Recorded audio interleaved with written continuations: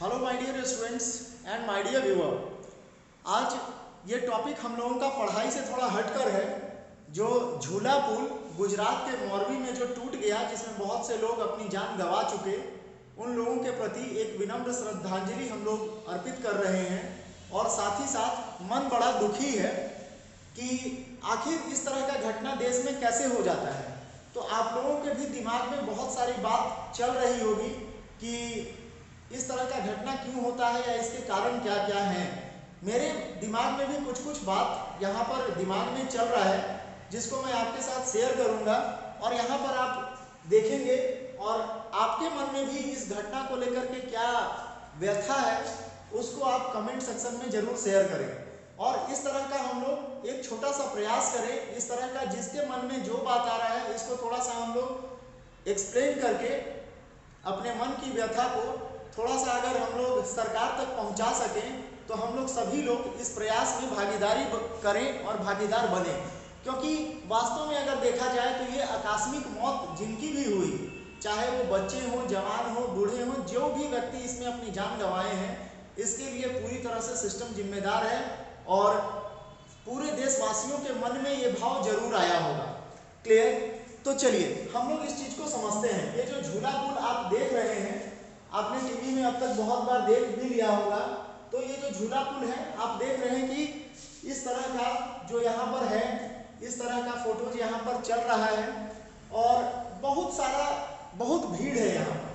कुछ बात पर हम लोग डिस्कस करते हैं। जैसे पहला जो न्यूज में मैं सुन पाया हूँ कि जैसे मान लीजिए ₹12 का जो टिकट था वो ₹15 में बेचा जा रहा था।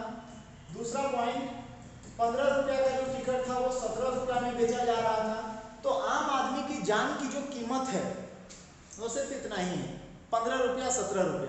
और इस विषय पर हम लोगों को बोलना बहुत ही जरूरी है। क्यों जरूरी है? क्योंकि ये मुद्दा कहाँ का है? गुजरात का, जहां से हमारे प्रधानमंत्री आते हैं और भ्रष्टाचार, जीरो भ्रष्टाचार का दम हमेशा भरते हैं। आपको याद होगा यहाँ पर अभी राजनीति का कोई बात नहीं है, सिस्टम को सुधारने की बात है। जैसे मान लीजिए आपको याद होगा कि 2014 में 2016 चुनावी बात बहुत सारा हुआ। चलिए हम लोग देखते हैं 2016 में बंगाल में प्रधानमंत्री जाते हैं और यहाँ पर चुनावी मुद्दा में बंगाल में भी एक घटना इसी टाइप का घटता है। वहां पर प्रधानमंत्री बोलते हैं चुनाव के समय कि this is not act of God, this is act of fraud. Clear? ये फ्रॉड का नतीजा है। तो प्रधानमंत्री जी ये क्या है ये बताइए। सिर्फ यहाँ पर प्रधानमंत्री जी से सवाल नहीं है, बल्कि सभी से सवाल है, हर एक राजनेता से सवाल है, राजतंत्र से सवाल है। और खास करके प्रधानमंत्री जी से ये सवाल इसलिए पूछना पड़ रहा है, इसलिए हम लोग पूछेंगे क्योंकि वो जीरो टॉलरेंस का नीति का हमेशा दम भरते हैं और कहते हैं कि ये जीरो टॉलरेंस नीति है। तो जीरो टॉलरेंस नीति भ्रष्टाचार मुक्त में ऐसा भ्रष्टाचार हो जाता है, इतने लोग अपने जान गंवा देते हैं। तो यहाँ पर समझना पड़ेगा हम लोगों को कि हम लोग आम जनता हैं और हम लोग आम जनता की जान की कीमत सिर्फ ₹12 और ₹15 ₹17 से ज्यादा कुछ भी नहीं है। चुनाव में हम लोग वोट तो देते हैं, लेकिन उस चुनाव के बाद आम जनता को क्या मिलता है? मौत मिलता है। चलिए आइए यहाँ पर हम लोग समझते हैं जो मेरे मन में क्या क्या बात आ रहा है, उस चीज को यहाँ पर मैं चाहता हूं कि डिस्कस करूं।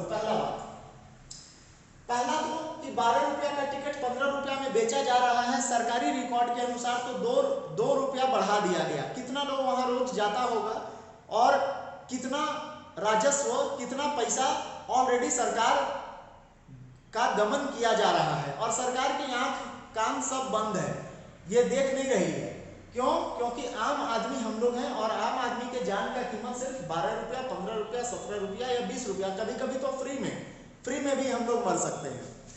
यहाँ पर सबसे पहला कि सरकार भ्रष्टाचार को, कोई भी सरकार भ्रष्टाचार को कम करने का दावा तो करती है, लेकिन वो भ्रष्टाचार पूरी तरह से बंद क्यों नहीं करती? इसमें जो भी डीएम है, नगर निगम के जो भी लोग हैं, म्युनिसिपल के जो भी लोग हैं, उन लोगों को सीधे कौन सी सजा देनी चाहिए? आप आम जनता जरा कमेंट सेक्शन में लिखिए। मैं तो बोलता हूँ, फांसी की मांग करता हूँ कि ऐसे लोगों को फांसी की सजा होनी चाहिए जो आम जनता के पैसों को, एक तो सरकारी नौकरी करते हैं और या फिर जो प्राइवेट कंपनियां हैं, सरकारी नौकरी में भी जो लोग घूस लेते हैं, जो लोग भ्रष्ट तंत्र से जो भी काम करते हैं, ऐसे लोगों को सीधे फांसी की सजा देनी चाहिए। ये मेरा डिमांड, मेरा मन का पीड़ा है। क्लियर। और ऐसे कोई भी लोग जो पैसा लेकर के इस तरह का झूला पुल या सड़क या कोई ब्रिज, कोई पुल या कोई भी छोटा से छोटा काम भी अगर कोई भी सरकारी अफसर या प्राइवेट कंपनी, और जैसा कि मैं न्यूज में देख पा रहा था, कल न्यूज में सुन रहा था कि इस पर ये बल्ब बनाने वाली कंपनी है, बल्ब बनाने वाली कंपनी को पुल बनाने का काम दे दिया जाता है। तो दूसरा बात यहाँ पर है कि सरकार भ्रष्टाचार कम करने का दम तो भरती है, लेकिन ये होता नहीं। तो ऐसा कोई भी सरकार, जो भी यहाँ के पर्यटन मंत्री होंगे, उनको भी फांसी की सजा देनी चाहिए, क्योंकि उन्हीं के आदेश पर ये सब हो रहा होगा। और जब आपसे देश नहीं चल रहा है, जब आपके मंत्री इतने निकम्मे हैं कि इतने लोग डूब करके यहाँ मर जा रहे हैं, पुल टूट करके यहाँ पर आदमी मर जा रहा है, तो ऐसा सिस्टम का जरूरत किसको है। और प्रधानमंत्री जी, विनम्र भाव से मैं उनसे पूछना चाहता हूँ कि प्रधानमंत्री जी, क्या इस देश के लोगों की जान इतनी सस्ती है? आप बोल रहे हैं मन में बहुत पीड़ा है, तो पीड़ा है तो आप जो लोग इसमें दोषी हैं उनको सीधे फांसी पर लटकाइए ना, और जितने भी लोग दोषी हैं इसमें उनको फांसी पर लटकाइए। लेकिन फांसी पर नहीं लटकाए जाएंगे, जांच चलेगा, जांच में उसके बाद फिर धीरे धीरे ये मामला खत्म हो जाएगा।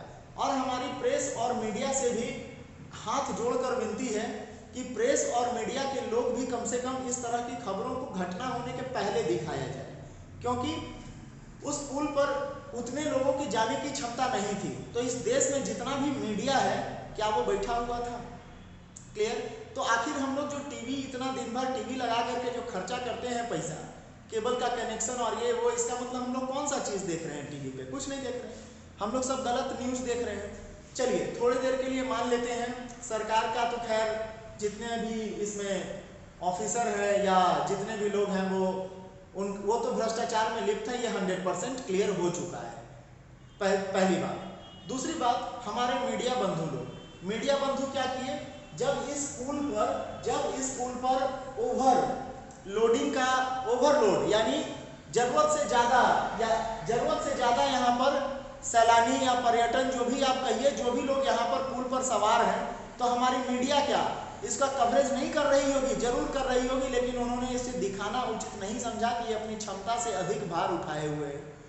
इस पुल को जब खोलने की बारी थी तो वहाँ के म्युनिसिपल का किसी का बयान आया है कि हम लोगों को मालूम नहीं था और ये गौरव धंधा चल रहा था।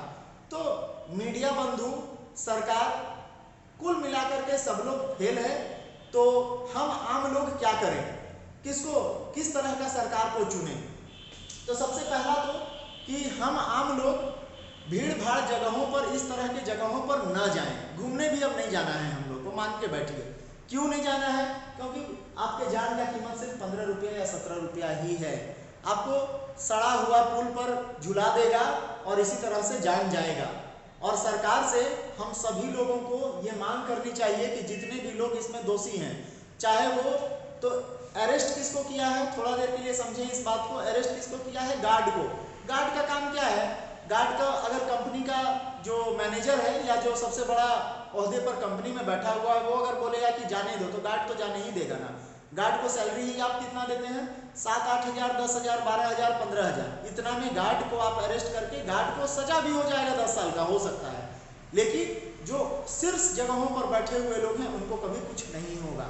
इसलिए हम सबको यह मांग करनी चाहिए कि जो लोग इसमें दोषी हैं, इवन सरकार के पर्यटन मंत्री भी, जो विभाग जिस मंत्री के अंदर आता हो, उन्हें भी फांसी की सजा होनी चाहिए। तभी हमारा देश सुधरेगा।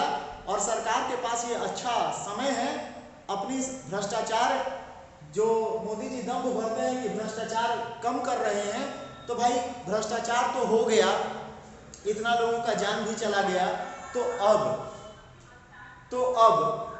कम से कम जो लोग इसमें दोषी हैं उनको फांसी की सजा दीजिए ना, सरकार आपकी बहुमत में है।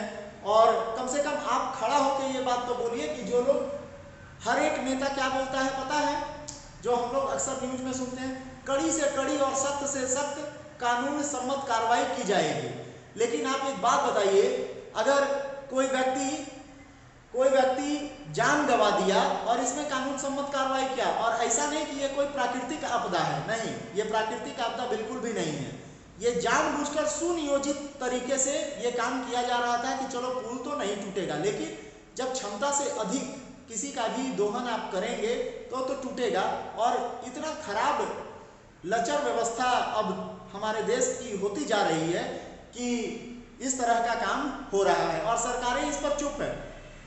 मोदी जी ये बोल दिए कि मुझे पीड़ा हो रही है, बड़ा दिल दुखी है, ये बात बोल दिए, चलिए सही है, आपका हम लोग सम्मान करते हैं। लेकिन आपको ये बोलने में क्या था कि जो भी इस भ्रष्टाचार में लिप्त है उस पर कड़ी कार्रवाई तो होगी ही, और मैं संसद के सत्र से उसे विशेष रूप से फांसी देने की मांग करूंगा। जब आपकी सरकार भ्रष्टाचार मुक्त है तो कम से कम ये काम तो आपको जरूर करना चाहिए। और हम आम जनता लोग शायद अगर इस तरह का कुछ मिसाल बन जाए कि हम लोग भ्रष्टाचार मुक्त शासन होगा और इन भ्रष्टाचारियों को जेल में मत रखिए, जेल में बिल्कुल मत रखिए, इन लोगों को सीधे फांसी दीजिए। क्योंकि इन लोग, एक तो जो सैलरी मिल रहा है वो तो लेता ही है, आम लोगों से पैसा बढ़ा करके इतना ये घोटाला पता नहीं कब से कर रहा था, इतना घोटाला तो किया ही।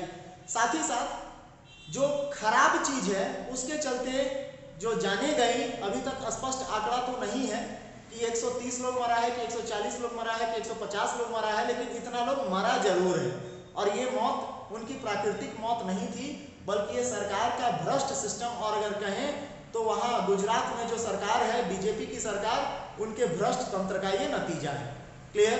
तो अगर प्रधानमंत्री जी वास्तव में भ्रष्टाचार मुक्त शासन देने की बात करते हैं तो जितने लोग इसमें हैं उन लोगों को फांसी दे दिया जाए। हम लोगों को ऐसे अफसर, ऐसे लोग, ऐसे लोगों की जरूरत ही नहीं है। अब यहाँ पर प्रश्न उठेगा कि कानून में जो इसके लिए, इस चीज के लिए, ये जो आप देखें कि झूला पुल टूट गया, इस चीज के लिए कानून में जो बात होगा उसी के अनुसार सजा दी जाएगी। बिल्कुल गलत, ये एकदम अमानवीय होगा। अगर मानवीय ढंग से अगर हम लोगों को चलना है तो कानून तो अपना काम जो करेगा सो करेगा, लेकिन गुजरात में जिसकी सरकार है वो नेता मंत्री कम से कम ये कहें कि भाई हम लोग संसद के सत्र में या विधानसभा सत्र में इसकी फांसी के लिए विशेष मांग करेंगे, तब जनता समझेगी कि शायद प्रधानमंत्री जी का ये भ्रष्टाचार उन्मूलन कार्यक्रम या बोलने का बात है या सिर्फ दिखावा है, तब आम जनता समझेगी। और आप लोगों के मन में भी जो भाव आता है इस विषय पर आप लोग उसको कमेंट करिए, और हम लोग सभी लोग एक स्वर में सरकार से इन भ्रष्टाचारियों की फांसी की मांग करें, और हम लोग आम जनता एक होने की कोशिश करें। नहीं तो अगर हम लोग एक नहीं होंगे तो ये नेता लोग हम लोग का जान ऐसे ही लेता रहेगा। चलिए, जय हिंद, वंदे मातरम।